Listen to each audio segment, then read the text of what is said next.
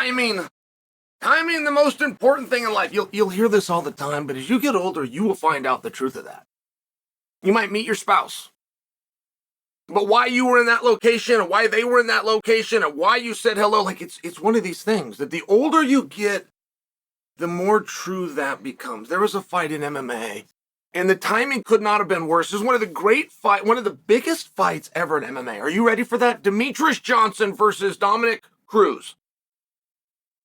And they fought at a time before Demetrius was Demetrius, before the 12-0, before the greatest ever, before 125 pounds even existed. So later when it did, you now have the reigning 35-pound champion with the reigning 25-pound champion. Like, that is quite literally the definition of when we do these, what we call super fights, champion versus champion. Just for an example.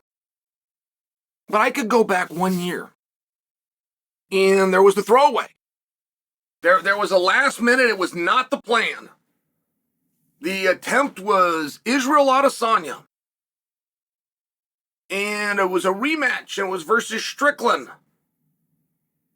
And then you had UFC 300 coming up. So you had a lot of stuff going on 300 that you needed to happen before to build potential what-ifs for that night. And there was a card in January in Canada. And it ended up being headlined by two guys that had no direct ties to Canada, and really not even to each other. One was a squeaky wheel who didn't like being an undercard under Bo Nickel named Dricus Du Plessis, and one was a brand new champion who the night he won it was ranked out of the top 5 and was a 6-1 underdog when he walked to the ring named Sean Strickland. So the plan here was very clear. The plan had played out 2 months before on Fight Island. That was between Kamaru Usman and Khamzat Chimaev. It was a number 1 contenders match. Everything is figured out for this card in Canada, opposite Sean Strickland, and it all went up in smoke. It was one of these things where you had this timing issue.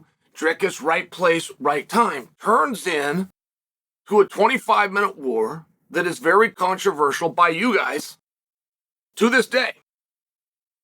To this day, that is greatly debated. Sean Strickland has never thought that was the right call. He never thought it was a fair opportunity that he didn't get an immediate rematch. In fact, a guy that he beat in Adesanya got an opportunity at Dricus before he got an opportunity. It's one of these things. Sean Strickland did not cling to that belt like most champions. I mean, Sean would do interviews and let you know, I've got this for now, but it's not going to be here long. I'm fighting for other things. This is a means to an end. He really meant that. Hey, take the belt back. Don't take the belt back. That night I flew in and fought Izzy on short notice. If the belt wasn't there, Sean still would have flown in and fought Izzy on short notice. That's true. So in that regard, the belt really was not all that meaningful to him until it was gone. I do not know, and there has been some guys that have been champion, and it meant a lot to them, but it's kind of one of their secrets to success, that everything wasn't about that. They went through the process, and then the wins and the titles become a byproduct. That is a piece, and there's been some guys that are equal right there with Strickland. I have never seen somebody won his belt back more than Strickland. He never did another interview again. He never threw a punch at anybody again. He never had a fight coming up again where he did not make it very clear that he was coming to get that belt back, whoever had it. And I just tell you that because Dricus was such a different person in January of last year. He was such a different character in the world of MMA. He was truly a guy that had won one fight that you could name. If somebody made you as an MMA fan, tell me one guy Dricus has fought, you could not do it, save Robert Whittaker, for example. And if you were really good, like you were really an astute fight fan, you may be able to grab a second one. You might be able to produce the name Darren Till. Maybe. And the biggest thing that Dricus had done that gave us meaning as he interrupted the idea of Bo Nickel being on a main card with him as an undercard. I will never forget the way Dricus went about that.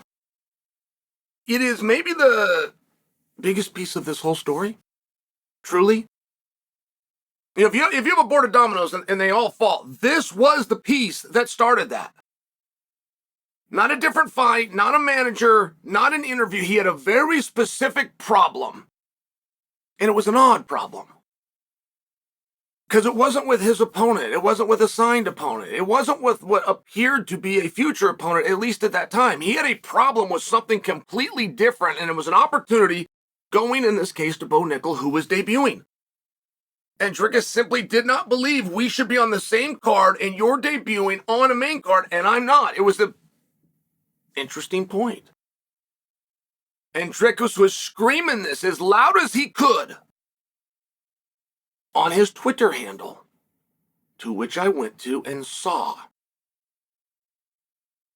And the number for sure was in the hundreds, but sometimes when I think of it, he had 241, and sometimes when I think of it, he had 441. Like, I get that number a little confused in my head, but I could absolutely guarantee you at the time that he started complaining, he was in the 3 digits for Twitter followers. It was one of the smallest Twitter accounts in all of MMA. And I bring you that because I barely heard his argument. One of the dirt sheets, right? One of the rags, either Elbow or Mania, one of the places I go, pick the story up, and I kind of looked into it just a little bit. And I remember never really thinking about Dricus in that matter, just kind of thinking about Bo. I would think, Bo's coming off the Contender Series, and he did it twice, and there's a big thing behind him, and you kind of got to feature him in a TV match. Like, I remember kind of being intellectual about it. And all because of that squeaky wheel, he ends up getting that main card fight. That was the one against Darren Till, in fact. Which parlays him into other media opportunities, which parlays, and this whole thing's going to come to a screeching halt when he gets in there with Robert Whittaker. Like, Robert Whittaker is another game. That is a mess that very few have figured out. So that wasn't even some feature match, right? Whittaker will be in the Hall of Fame someday. Dricus will be in the Hall of Fame someday. That is going to be looked on very much like the example I gave you of Demetrius Johnson and Dominic Cruz, where you go, wow, that happened? Oh, what was that night like? Oh, I bet the fight fans everywhere were so excited and looking forward to it. It was just one of these things where the timing wasn't perfect. Dricus versus Whittaker will be looked at like that. Dricus versus Strickland now. Here we are, a year after it happened the first time. And the first time was so uneventful leading into it that it wasn't even the match that we went for. Match that we went for was the winner of Chimaev versus Kamaru. When Chimaev comes up lame with a broken hand, it wasn't even the next. It wasn't even the bridesmaid. The way the story, which is likely not to be told accurately, but it went to Izzy. When Izzy couldn't make the date for whatever reason that was, it fell on Dricus, who turns out to be awesome. He turns out to be really interesting. He turns out to be a very handsome and charming guy. He carries his own at press conferences. He went on something called The Masked Singer. Do you guys know about this? And he sang under a mask, and he's got like this incredible voice, and he takes the mask off, and he's Dricus. I mean, I'm just sharing for you like what Dricus has done in the last year to make himself interesting to you guys. If 1 year ago I told you, all right, you're in charge, put Dricus in a main event and make sure this is profitable, you'd go, what? How? How am I possibly going to do that? If I came back to you now and said, all right, put Dricus in a card. By the way, where are you going to put him? You go, main event. Right? That's a big difference. A guy that had 3 digits in Twitter followers and is now one of the most respected guys in the entire sport, and he only had a year to do it. And it's a very different fight. Dricus versus Strickland now is very different. And these guys haven't even got started yet. They will go do what they both do as well as anybody, and that's going to really turn into something special. But it does make you think back. What a difference a day makes, right? As this year comes to an end, and you're looking back at different things that have changed in the world of MMA. I think that Diego Lopez would go into the category of one of the biggest stars, one of the biggest emerging stars of the year. I think that Dricus is in front of him. And I think that time passed so quickly. Sometimes we think of Dricus as this old veteran.